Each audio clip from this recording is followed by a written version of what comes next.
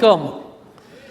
Now, I write crime fiction, and everybody knows, if you think about it for more than 2 seconds, that how we solve murders in crime fiction is not how we solve murders in real life.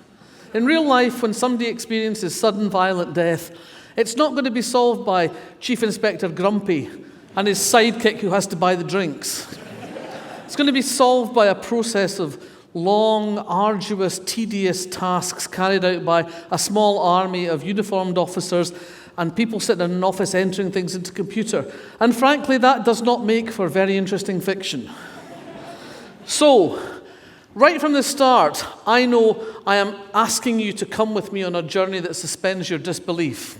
Right from the start, I know I have to work hard to get you to come on this journey with me. And it's not just about telling you a good story. It's about telling you a good story that you can believe in for the length of time you choose to come with me. Just checking my watch here, by the way. How much have I got? No. And one of the ways that I can do this is by making it feel, if not accurate, then making it feel authentic. And so, whenever I can tell you the truth about something, it's useful to do that. So, from a very early point in my crime writing career, I realized that one of the ways to make the books authentic was to include genuine forensic detail. The only problem I had was I knew bugger all about forensics, as most people do at the start of their writing career. So I had to rectify this omission. And I was very lucky that quite early on in my career, I was doing a radio program. I was sitting in a studio in Manchester to do a program that was coming out of Glasgow. And sitting in a studio in Aberdeen was a woman called Sue Black, who was a forensic anthropologist. And as is sometimes the way with these kind of radio shows, there was a time when the presenter was talking in the studio and we were left talking to each other off air. And she foolishly said to me, if there's ever anything you need to know, if there's ever anything I can help you with, just give me a call. And so I did. And that was 20 years ago. And over those 20 years, I've learned a huge amount of stuff at Sue Black's knee, as it were. And I always go to her whenever I have a query. Now, it tends not to be of the nature of, tell me something interesting. It tends to be of the nature of, here's what I would like to be the case. How do we make that happen? And then in the course of that, we'll have a lengthy conversation and we'll talk about all sorts of things. We'll talk about her kids and my son, and we'll talk about our families, we'll talk about where we're going for our holidays. But along the way, she tells me lots of forensic stuff. And it's not always the interesting scientific techniques that she tells me. Sometimes she tells me the funny stories or the weird anecdotes, how they found a Brussels sprout in somebody's rectum. You don't even want to think about that, do you? But it's things like that that I think are the things you don't learn from a library or from the internet. You can go to the library or the internet or my book on forensic science and get the answers to the questions that you ask. But what you don't get is what I like to think of as the sociology of the information.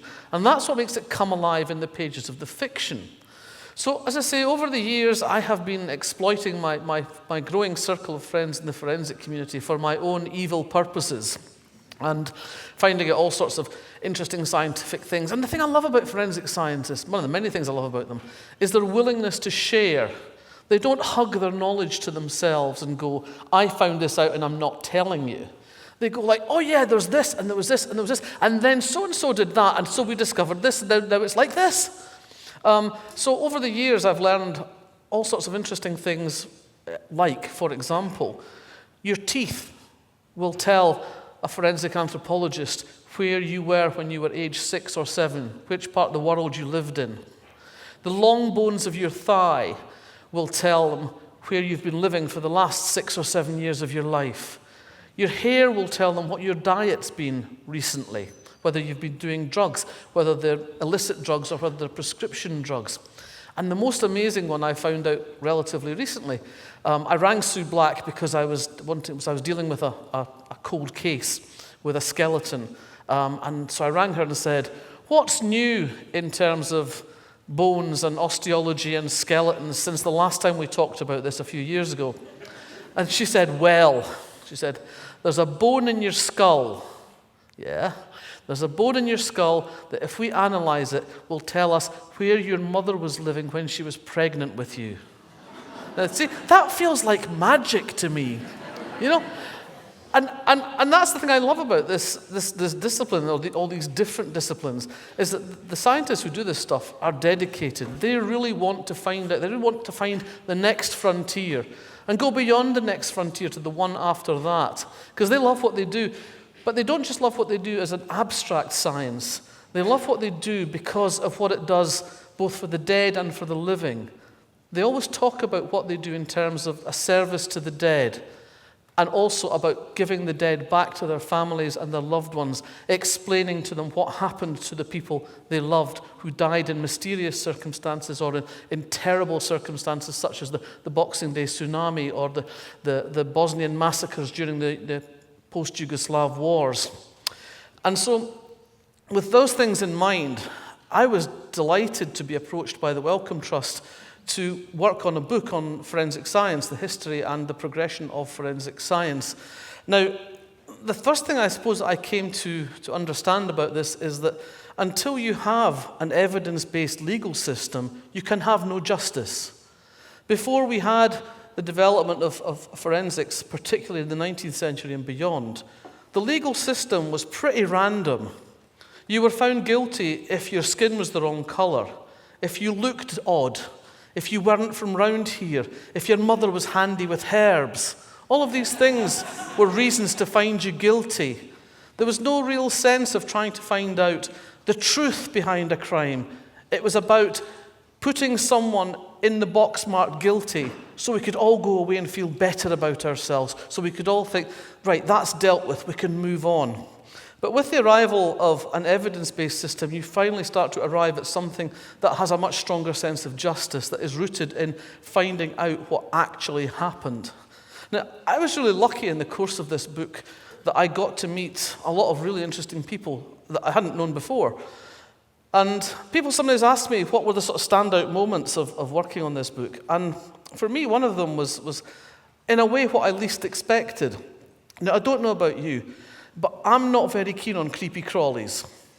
Flies, maggots, stuff like that.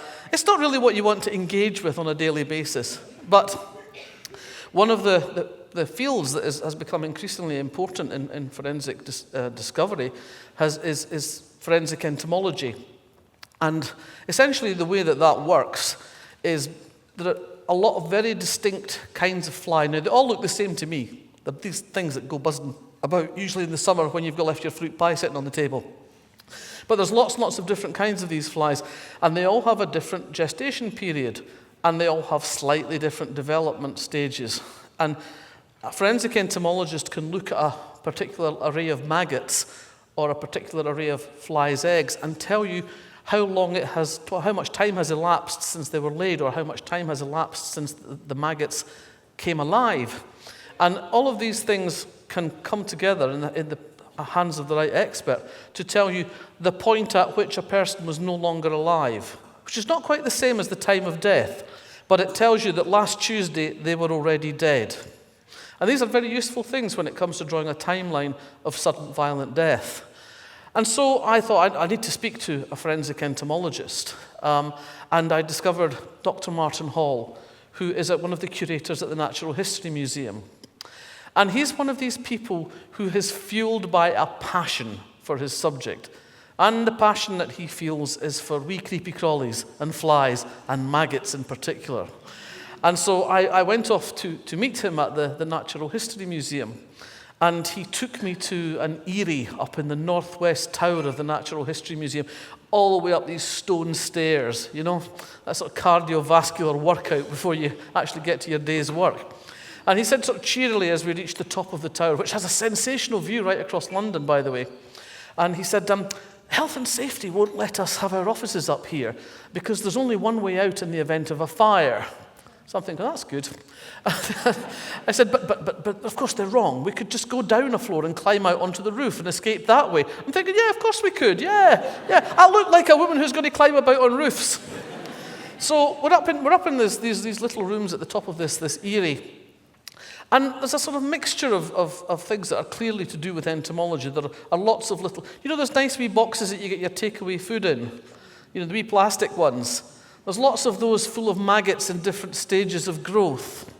But there's also a whole load of carry-on suitcases. You know, the kind you take with you when you're going for your weekend in Barcelona. So I'm like, thinking, is this a staff outing or something they've got planned? I said, so what's with the suitcases? He said, oh, we had pigs' heads in those. That's nice. Why did you have pigs' heads in the suitcases? And the reason they had the pigs' heads in the suitcases was because they wanted to find out which flies can lay their eggs through the zips. So they know which flies, because very often criminals cut up bodies and put them in suitcases and dump them. So you need to know what kind of flies can lay their eggs through the zips so you can find out the time of death because of what's inside the suitcases. They have, up in their little laboratory area up there, they have puppy cages. You put your dog in when you get your dog so it'll learn to sleep on its own at night. He said, yeah, we put small pigs in those. They're very good because they're about the same size as human babies.